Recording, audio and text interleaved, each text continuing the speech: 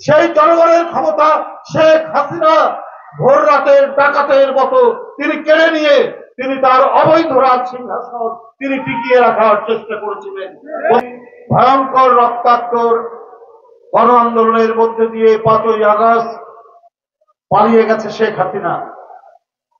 পালিয়ে যাওয়ার পর যে কাঙ্ক্ষিত আমাদের প্রত্যাশা, যার জন্য এত আন্দোলন সংগ্রাম, জুলাই আগস্টে চূড়ান্ত হুইসেলের বাঁশিতে ছাত্র জনতার শেখ হাসিনা পালিয়েছে। কিন্তু তার আগে 15 বছর জাতীয়তাবাদী শক্তি বিএনপির নেতা কর্মী কেউ ক্রস ফায়ারের শিকার হয়েছেন, কেউ বিচার বহির্ভূত হত্যার শিকার হয়েছেন, কেউ হারিয়ে গেছেন আমাদের কাছ থেকে, গুম হয়েছে, নিরুদ্দেশ হয়েছে।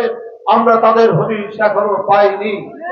আমার সেই ক্ষমতা জনগণের কাছে ফিরিয়ে দেওয়ার জন্যই 15 বছর দেশনেত্রী বেগম খালেদা জিয়া এবং বিএনপির ভারপ্রাপ্ত চেয়ারম্যান তারেক রহমানের নেতৃত্বে নিরন্তর এবং অনেক ঝুঁকি নিয়ে, অনেক বিপদ সংকুল অবস্থার মধ্যে দিয়ে এবং অসংখ্য মামলা নিয়ে কারাগারে রিমান্ডে এবং কারাগারের মধ্যে থেকে বিএনপির নেতা কর্মীরা যে ত্যাগ স্বীকার করেছেন, সেই ত্যাগ স্বীকারের মধ্যে যে ক্ষেত্র প্রস্তুত হয়েছিল, সেই জমি প্রস্তুতের উপরে জুলাই আগস্টের ছাত্র জনতার আন্দোলনে অবশেষে শেখ হাসিনাকে পলাতে হয়েছে।